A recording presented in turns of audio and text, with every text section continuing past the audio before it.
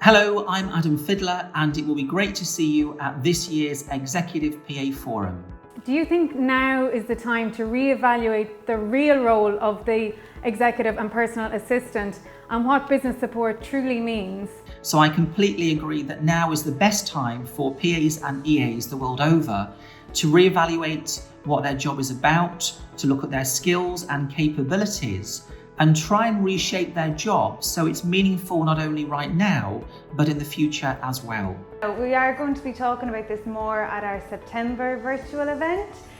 but I'm just interested to know what your thoughts are as to why executive and personal assistants need to, expand their role and offer wider organisational support. I think there's many factors that come into play, and if I'm honest, the COVID lockdown has only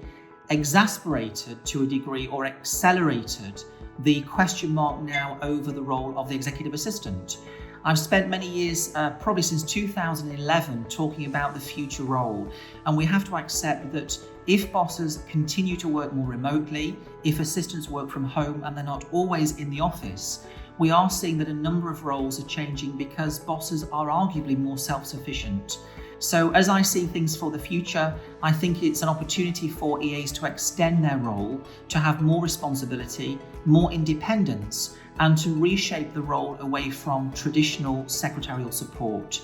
And as ever, I use my words very deliberately, but we're all about training assistants to future-proof and look at building on bigger responsibility, adding wider value, but also defining the role so it's meaningful to a boss who may now be questioning the value and the responsibilities or the broader perspective and the rationale as to why we have people in those business support roles. Why do you think adaptability quotient is the new X factor for EA and PA career success?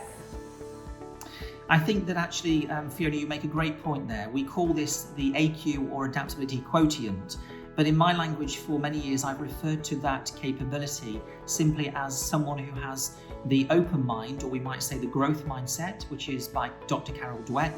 or we might say simply it's someone who has the agility or the learning agility to recognise that they may be a great assistant, but they need to build and future-proof by learning new things. For example, if we talk about an assistant who is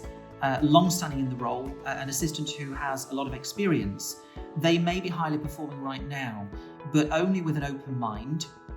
with self-reflection, and with what I would say is about taking a self-critical approach. Can they truly have a conversation with their leader, their manager, and look at their needs for development and for training? So the open mind or the growth mindset or the ability to think differently is crucial if those assistants are to meet the challenges and the new ways of working that will increase and we'll see more of throughout the long term, coming out of lockdown, but also the long-term future for them as well.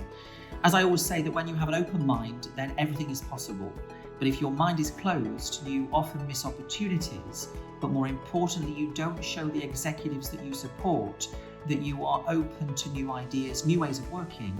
and looking at how you can reshape your career and your experience to provide more meaningful support and to really redefine the role of executive assistant.